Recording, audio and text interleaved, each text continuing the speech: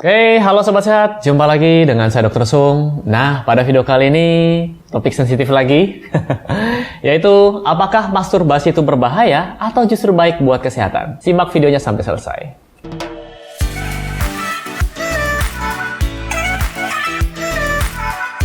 Sobat Sehat, sebelum saya mulai video ini, buat Anda yang sedang mencari produk-produk yang mendukung gaya hidup sehat, seperti suplemen, vitamin, mineral, atau apapun itu yang mendukung gaya hidup sehat, silakan kunjungi boxsehat.com. Di sana ada beberapa pilihan produk-produk kesehatan yang mungkin cocok buat Anda.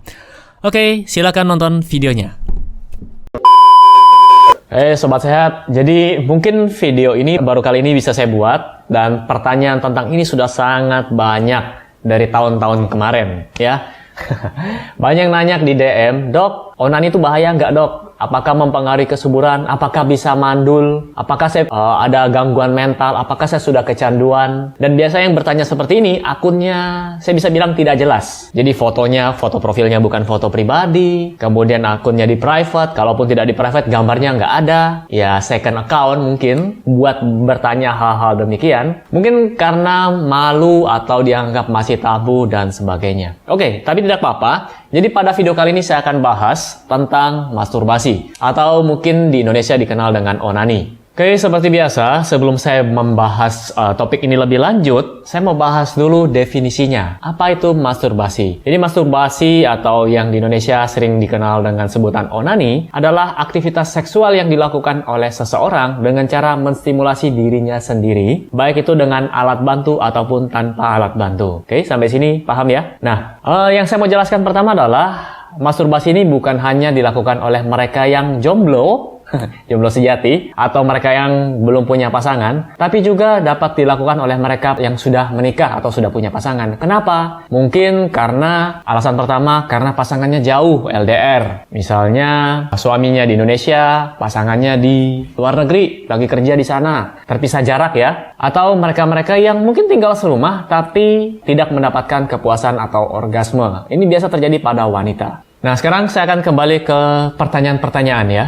Nah, jadi di sini ada pertanyaan pertama, apakah aman? Masturbasi itu apakah aman? Jadi kalau ditanya seperti itu, jawaban saya adalah tergantung. Nah, tergantung dari cara Anda melakukannya bagaimana, frekuensinya, kemudian alat apa yang Anda pakai. Ingat, setiap orang mempunyai fantasi seks yang berbeda-beda. Misalnya, ada yang suka pakai alat bantu. Nah, pastikan buat Anda yang pakai alat bantu, pastikan alat bantu Anda yang pertama bersih, dan kemudian aman dan cocok buat Anda pakai. Jadi jangan karena sudah kepengen, sudah terburu-buru, ada alat tukang, Anda langsung pakai aja. Ada palu, tang, obeng, Anda pakai sembarangan. Jadi kondisikan, sesuaikan dengan kebutuhan Anda. Kemudian pelumas yang Anda pakai juga apa? Saran saya adalah cari di apotik, atau cari di apotik ya, yang sudah terbukti aman, dan pastikan cocok dengan Anda. Jangan pakai oli rem, oli mesin, minyak goreng yang bekas pakai. Jadi pastikan pakai yang aman. Itu tadi. Lalu pertanyaan yang kedua, yang aman itu melakukan masturbasi seberapa sering atau seberapa lama? Jadi sampai sekarang tidak ada referensi yang menyatakan aturan masturbasi itu berapa sering, atau seminggu berapa kali, atau sebulan berapa kali. Karena kembali lagi, tiap orang ini berbeda-beda, baik itu aktivitas fisiknya, kemudian moodnya, usia. Jadi kembalikan lagi ke diri Anda masing-masing. Nah, yang terpenting adalah jangan sampai kecanduan. Kita lanjut ke pertanyaan selanjutnya. Apa manfaat masturbasi? Apakah bermanfaat jika dilakukan dalam batas normal, tidak sampai kecanduan? Nah, sebenarnya masturbasi ini dapat membuat tubuh kita menjadi rileks, kemudian mengatasi insomnia, terus melepas stres, mood booster. Nah, intinya dia mirip dengan ketika melakukan hubungan seksual bersama pasangan. Jadi mungkin dari sini muncul quotes seperti ini. Di balik pria sukses ada wanita hebat. Ya, pertanyaannya, wanitanya di mana? Di belakang, di samping, atau di mana-mana? Jadi saya kembalikan pertanyaan ini buat Anda semua. Oke, pertanyaan selanjutnya. Apakah masturbasi bisa menyembuhkan kanker prostat? Jawabannya tidak. Ya, jadi menurut penelitian yang saya baca, masturbasi dapat menurunkan resiko terjadinya kanker prostat, tapi tindakan ini bukan untuk mencegah atau mengobati penyakit kanker prostat. Oke ya. Lalu, kenapa masturbasi bikin kecanduan, Dok? Jadi semua hal yang menyenangkan itu dapat menyebabkan kecanduan. Contoh, main HP. Siapa di sini yang main HP keseringan sampai lupa waktu? Itu sudah kecanduan. Kemudian minum boba misalnya, terus-terusan minum, nonton film porno, main game, ataupun masturbasi. Jadi semua hal-hal yang menyebabkan kita senang itu dapat menyebabkan kecanduan. Terus cara mengatasinya bagaimana? Kita bisa mendapatkan kesenangan dari hal-hal lain, kita bisa mendapatkan endorfin dari hal-hal lain. Contohnya, bermain musik misalnya, kemudian olahraga. Jadi buat Anda yang sudah kecanduan, coba alihkan perhatian Anda ke hal-hal lain yang positif. Main musik, olahraga, baca buku, dan lain-lain. Kalau Anda sudah rubah atau sudah melakukan hal-hal yang sudah saya sarankan, masih belum bisa lepas, coba konsultasi ke psikiater. Jadi saran saya seperti itu buat Anda semua yang sudah kadung kecanduan. Tapi biasanya kalau kecanduannya itu belum parah, itu Anda dengan mengalihkan perhatian Anda ke yang tadi saya sebutkan, olahraga dan lain-lain, itu akan kembali normal. Tapi kalau sudah parah, misalnya sampai mengganggu aktivitas Anda sehari-hari. Jadi kalau tidak melakukan hal ini dulu, tidak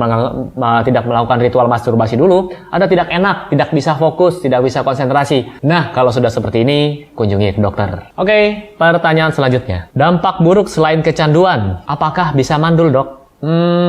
Jawabannya tidak. Ya, jadi di sini saya mau jelaskan, sperma pada tubuh manusia ini akan diproduksi setiap hari. Tapi dia juga akan menunggu proses untuk matang. Nah, Anda bisa lihat gambarnya di sini proses pembentukan sperma. Dan mungkin saya akan bikinkan satu sesi atau satu video khusus untuk menjelaskan bagaimana sperma itu dibentuk di tubuh kita. Oke ya, jadi jawabannya tidak menyebabkan kemandulan karena sperma itu akan dibentuk terus, tidak akan habis. Jawabannya seperti itu. Kemudian masuk pertanyaan selanjutnya, dan ini juga menjadi pertanyaan terakhir di video kali ini. Bagaimana cara masturbasi yang aman, Dok? Nah, kalau ini saya rasa Anda semua yang tahu, Anda yang tahu batasannya sampai mana. Dan juga Anda bisa tonton ulang video saya. Sebelumnya saya juga sudah jelaskan buat Anda yang menggunakan gel atau pelumas, pakai yang aman, kemudian alat yang aman juga bagi Anda yang melakukannya dengan alat. Dan yang terakhir, jangan lupa close the door, tutup pintunya. Salam hebat, luar biasa.